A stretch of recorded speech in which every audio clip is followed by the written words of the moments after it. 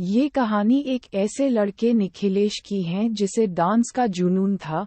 वो डांस के जरिए दुनिया को जीत लेना चाहता था। ये उसका जुनून था, लेकिन दिल में कहीं बैठी एक आरज़ू भी थी, जो अक्सर ही उससे उसके प्यार के बारे में कहा करती थी। उसकी इच्छा थी उसकी जीवन संगिनी एक गायिका हो, भले वो गायन में स्नातक ना हो, न ही उसका पेशा गायन हो, लेकिन वो उसके लिए गुनगुना सके, उसके लिए 4 शब्द ही हो पर गा सके। वो अक्सर ही भीड़ में उस आवाज को तलाशता था। न जाने उसके दिल को कौन सी उस आवाज का इंतजार था जो उसे इतने दिनों में कभी नहीं मिली थी। वो डांस के साथ साथ अपनी पढ़ाई में भी बहुत अच्छा था, इसलिए शहर के एक अच्छे कॉलेज में पढ़ रहा था। उसके पिता को उसका डांस बिल्कुल पसंद नहीं था, क्योंकि निखिलेश के डांस के कारण वो पिता का बिजनेस में सहयोग नहीं कर पाता था।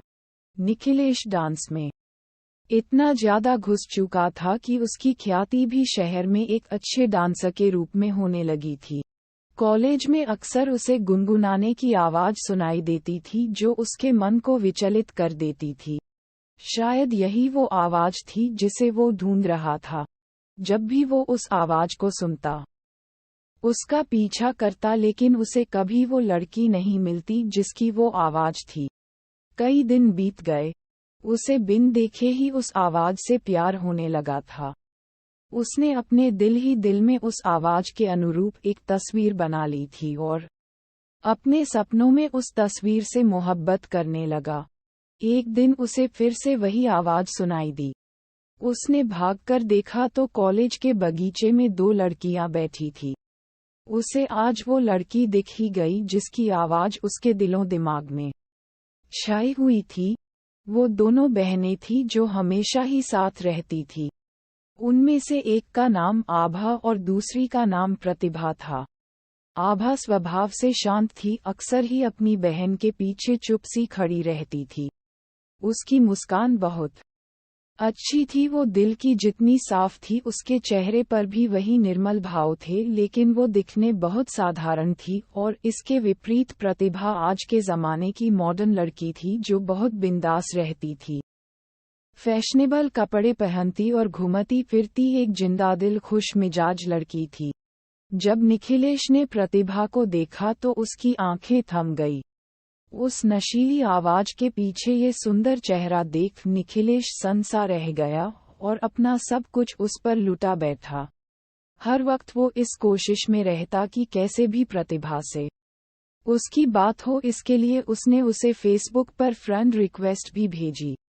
वो घंटों फेसबुक पर प्रतिभा से बातें करता, एक दोस्त की तरह उससे अपने सुख दुख शेयर करता और दूसरी तरफ से भी उसे बहुत अच्छा रिस्पॉन्स मिल रहा था। निखिलेश की जिंदगी का खालीपन भर गया था। उसे एक साथी की आदत सी होने लगी थी। जब तक वो दिन भर की बातें फेसबुक पर उससे शेयर नहीं करता, उसका दिन पूरा नहीं होता था। कई बार उसके असाइनमेंट पूरे नहीं होते और जब वो ये बात अपनी दोस्त को फेसबुक पर कहता, दूसरे दिन उसके नाम से कंप्लीट असाइनमेंट क्लास में जमा हो जाता था। इसके अलावा जब भी निखिलेश को पैसे की जरूरत होती, उसकी फ्रेंड अपनी स्कॉलरशिप के पैसे उसके अकाउंट में ट्रांसफर कर देती। ऐसी कई बातें जो उसके कहते ही उसकी दोस्त पूरा कर देती थी। निखिलेश को यह एहसास हो गया था कि वो जितना प्रतिभा को पसंद करता है उतना ही प्रतिभा उसे ये भी यकीन हो गया था कि प्रतिभा जितनी मॉडर्न रहती है वास्तव में उतनी ही सरल और दिल से भोली है। शायद इसी एक बात में निखिलेश गलती कर रहा था, क्योंकि फेसबुक पर वो जिससे बातें कर रहा था वो प्रतिभा नहीं, आभा थी, जिसकी आवाज से, व्यवहार से, अपनेपन से निखिलेश को प्यार था। वो आभा थी, लेकिन निखिलेश का मन उस बाहरी सुंदरता की तरफ आकर्षित था जिसका मन उतना सुंदर नहीं जितना उसका था, जिसका चेहरा उतना सुंदर नहीं था। ये सिलसिला कई दिनों तक चलता रहा। आभा और निखिलेश दोनों ही एक गलतफहमी के चलते एक दूसरे के बहुत करीब आ गए। निखिलेश के एहसासों में प्रतिभा का चेहरा और आभा की आवाज, उसका सुंदर मन, उसके विचार दिन प्रतिदिन गहरे होने लगे। और इसी तरह उसके डांस का जुनून भी बढ़ता गया, क्योंकि आभा, जो कि उसके लिए प्रतिभा थी, वो भी निखिलेश के डांस से बहुत प्यार करती थी। यहाँ तक कि निखिलेश ने अपनी प्यार की बातें अपने दोस्तों से तक कह दी थी। सब उसे हमेशा बोलते थे कि वो बहुत लकी है, क्योंकि उसे प्रतिभा जैसी सुंदर और मॉडर्न लड़की में वो सब गुण मिले जिसे वो हमेशा चाहता था।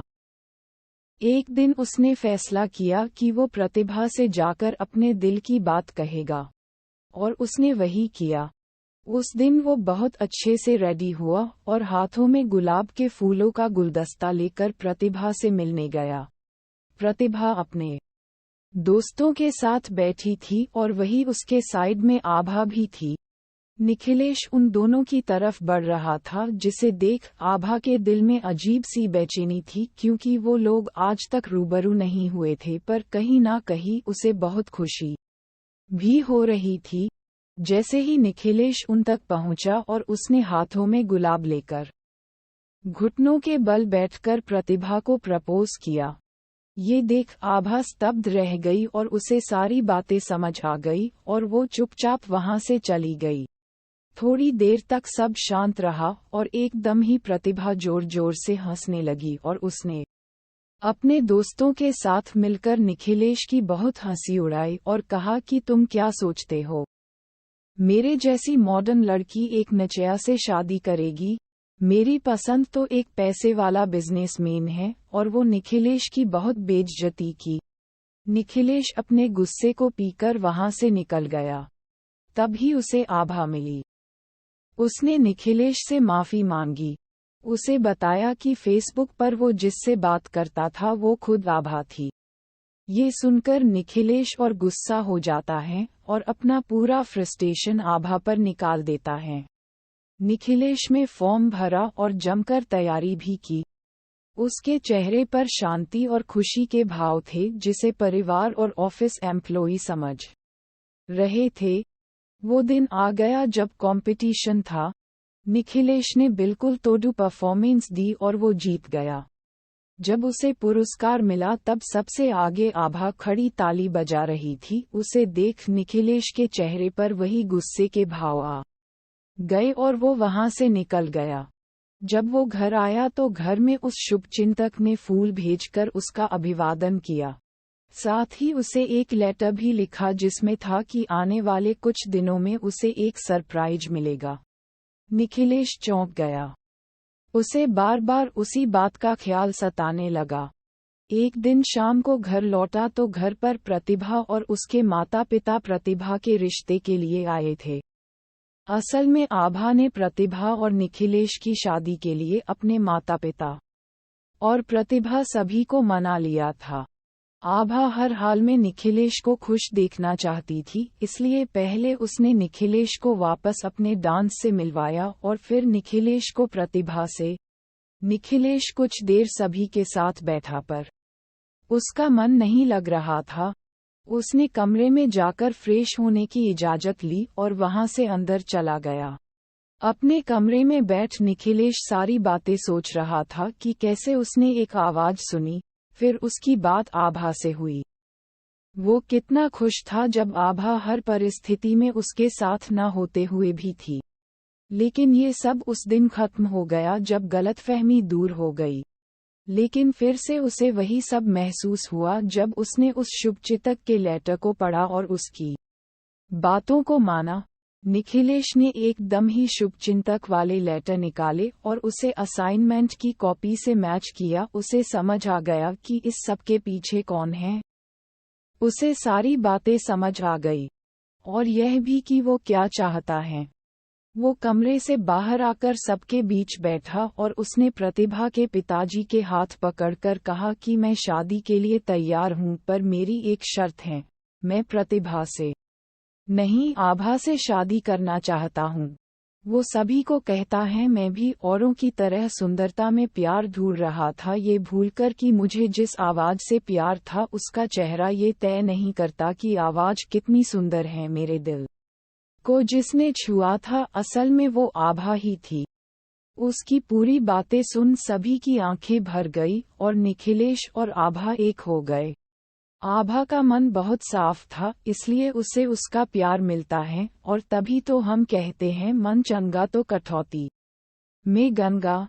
ये कहानी कैसी लगी जरूर कमेंट बॉक्स में लिखे।